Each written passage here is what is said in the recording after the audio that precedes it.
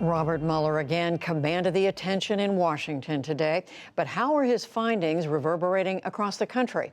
For that and more, we turn to Chris Buskirk, editor of the conservative journal and website American Greatness. He's in Phoenix.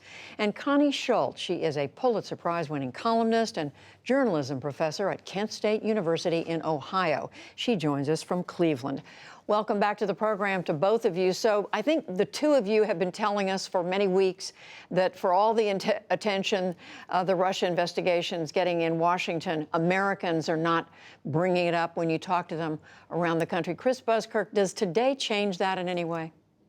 No, not really. I mean, Robert Mueller, I think, said it all right in his first sentence or two when he said, I don't have anything to add other than what's in my report. Now, the irony, of course, is he went on to talk for another, 15, 20 minutes. But that's it. I mean, for most people, I think the report is the report. They've sort of mentally closed that section of the American political history, and now it's on to 2020. We actually clocked it. It was 9 minutes, but close. Seemed longer. Connie Schultz, do you think today changes anything? I think it's time for Robert Mueller to testify. A lot of Americans haven't been paying close enough attention to this. Most of them are not reading the Mueller report. Most of them aren't watching cable news shows, frankly. And I think having him testify will draw the attention, much as Watergate did, much as Anita Hill hearings did, where there's a long history in Congress of hearings focusing the American attention, and I think this is the time. So, Chris Buskirk, if that were to happen, if he were to be required to testify, and we had a guest tonight, Congressman Connolly of Virginia, who said that that is something Congress can require, what would happen, do you think, in the minds of American voters?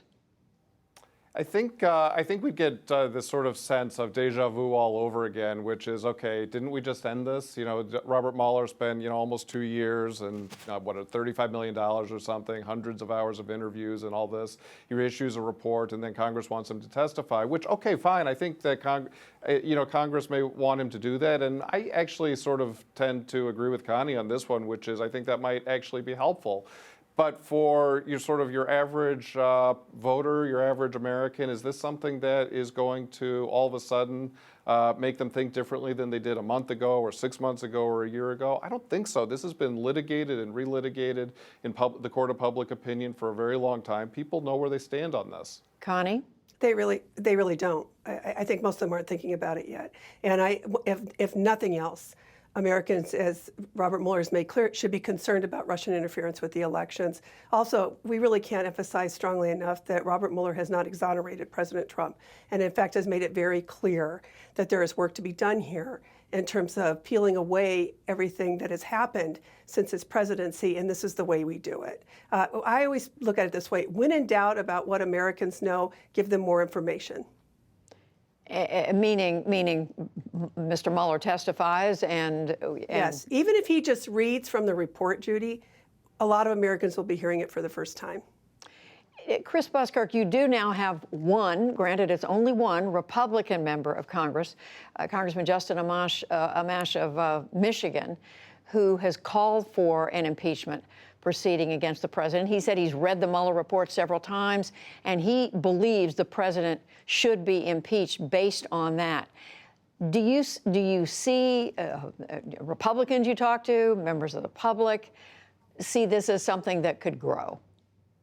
Well, at least if you're asking if it's something that could grow within Republican ranks, the answer is an easy no. I mean, Justin Amash is. This is not somebody that other Republicans take very seriously, and for a good reason. I mean, he is apparently unaware of the fact that he is actually a member of Congress. If he thinks that Donald Trump should be impeached, he has the power to file those articles. He could write that bill, but he doesn't do it. What he does is he goes on Twitter and grandstands. And my position is this: is if you really believe that, then you have a moral and a constitutional obligation to act on it. And whether it be Justin Amash or Democrats who are saying the same thing, if you think that Donald Trump should be impeached, do it. Connie Schultz, if it's just one Republican, what difference does it make? How concerning. Well, let's start with, if you're going to criticize grandstanding on Twitter, I would expect every Republican then to be going after the president. I think that you have one Republican, and we all know who he is because you only have one Republican. I don't know for sure what it's going to take. Here's my thinking. If more voters start bringing pressure to bear on Republicans, something could change. If more high-end donors start bringing pressure, and I'm actually a little more optimistic about that than I was even a month ago, because you start to sense the discomfort among some lifelong Republicans who have spent all of their careers, the money that they're making from their careers, much of it they've been investing in Republican candidates. You're not seeing a lot of Republican opposition right now in Congress because they're getting what they want from Donald Trump. They're getting the tax breaks. Look what's happening with immigration. Look at these young judges, all these young judges who are being put on the bench. They're getting a lot of what they want right now. And I don't know, except for outside pressure brought to bear where they actually think they could lose their jobs, I don't see how it changes right now.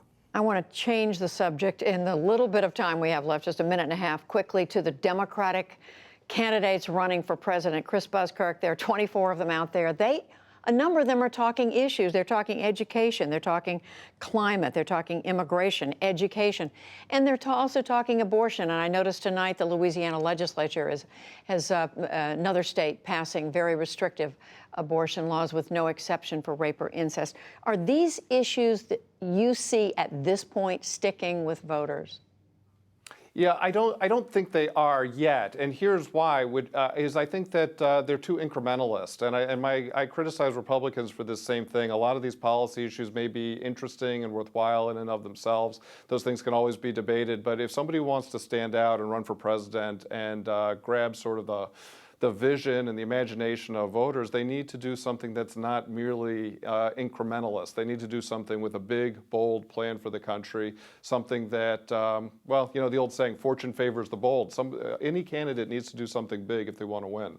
Connie, in just a little bit of time, do you see something sticking out there?